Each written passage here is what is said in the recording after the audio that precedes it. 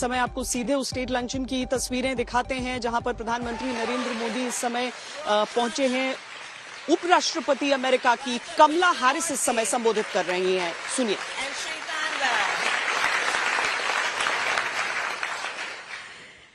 And they're known as the Samosa Caucus, for those of you who do not know.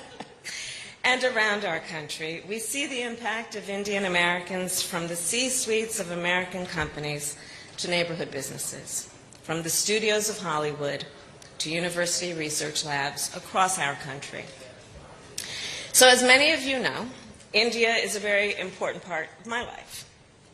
When my sister Maya and I were growing up, our mother would take us from the Bay Area to India pretty much every other year. And the purpose of those trips were many, including that we would well understand where she came from, what produced her, so that we could spend time with our grandparents, with my uncle and our chitties, and to really understand the love of good idli. And we traveled to visit my grandparents in what was then called Madras. And I will tell you, my grandfather was one of the most favorite people in my life, truly. We were pen pals, in fact, throughout my childhood. And I was the eldest grandchild. And so, as I'm sure many of you know, culturally, to be the eldest has a certain significance. And so I took full advantage of that status in our family. And my grandfather, of course, convinced me, as he did, I think, every one of his grandchildren, that we were his favorite. Yet, on those visits, I was the only member of our family that my grandfather allowed to join him for his morning routine. You see, by the time that we were going there as children, my grandfather was retired from his career as a civil servant. And his morning routine, every morning, consisted of taking long walks on the beach with his retired buddies.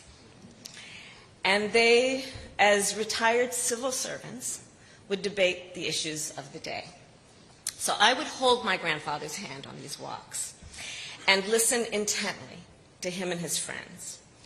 And I will tell you, as a young girl, I don't think I fully appreciated the essence and the import of the debates that they would have. But I did clearly understand and do recall stories about the freedom fighters and the nation's founding heroes and about the independence of India. I remember them talking about the importance of fighting corruption and fighting for equality, regardless of one's belief or caste. Throughout these walks, I recall my grandfather teaching me lessons about not just what it means to have a democracy, but to keep a democracy. And I do believe it is these lessons that I learned at a very young age that first inspired my interest in public service.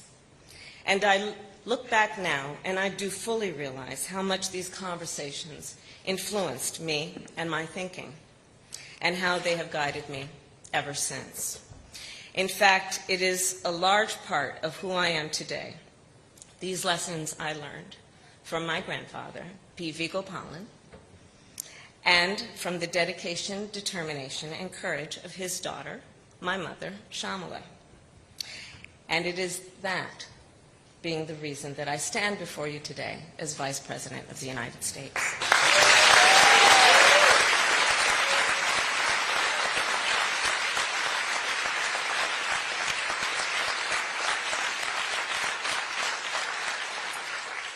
The history and teachings in India and of India have not only influenced me, they of course have shaped the entire globe, as Secretary Blinken just described.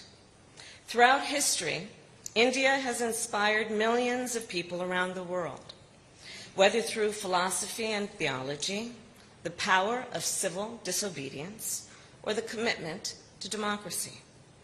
Indeed, as I travel the world as Vice President, I have seen India's global impact firsthand.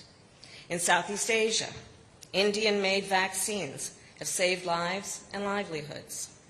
On the continent of Africa, India's long-standing partnerships support prosperity and security. And throughout the Indo-Pacific, India helps promote a free and open region. I also know of India's extraordinary impact with regard to innovation, medicine, and science. I know this as a daughter of California. I know this as a former district attorney, attorney general, and senator who has worked on technology with leaders in Silicon Valley. And I know this, of course, as a daughter of a scientist. My mother, at the age of 19, arrived in the United States by herself as part of the first wave of Indian students to travel here. She chose UC Berkeley because it was known as being one of the best universities in the world.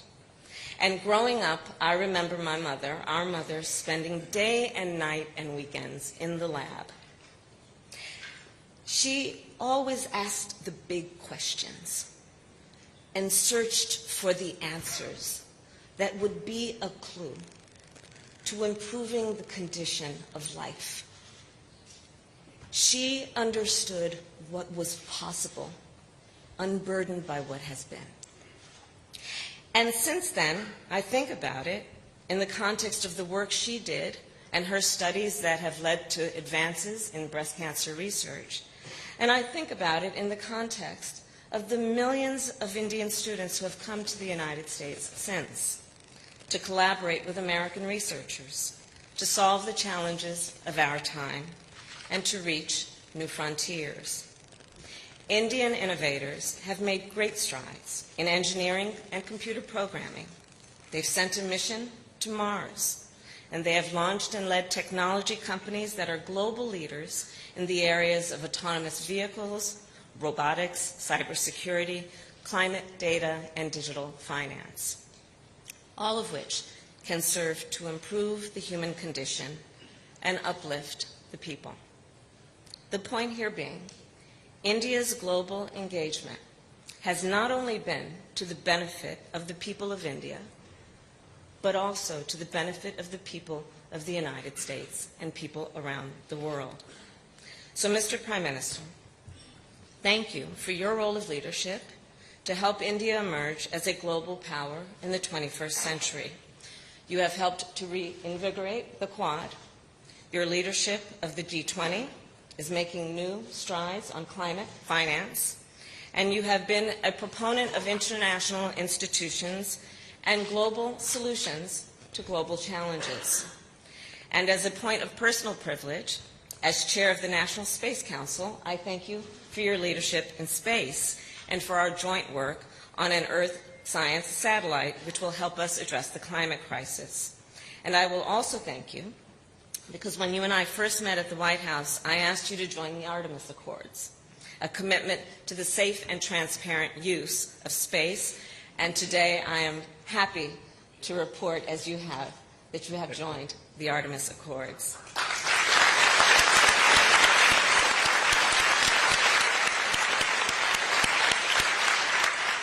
So, Prime Minister Modi, President Joe Biden and I are grateful for your commitment to strengthen the ties and the relationships between the United States and India. And we share that commitment. Under your leadership and that of President Biden, our partnership has become more expansive than it has ever been. Over the past 2.5 years, you and I have advanced cooperation on climate, on clean energy, terrorism, cybercrime, public health, and vaccine production. And during this trip, our countries have launched new areas of cooperation, from artificial intelligence to semiconductors. As we look toward the future, the United States and India, the world's oldest and largest democracies, instinctively turn to each other and are increasingly aligned. So I will close with this, which is a memory, again, of my grandfather and what he taught me on those long walks. And in particular, what he taught me about the nobility of public service.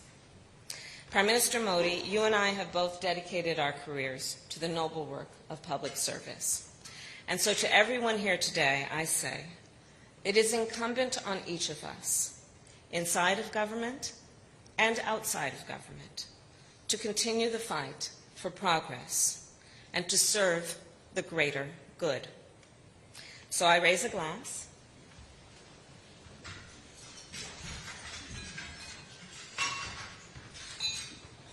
to the enduring bonds between our nations and our people, and to our continued work together, all in the service of the greater good. Prime Minister.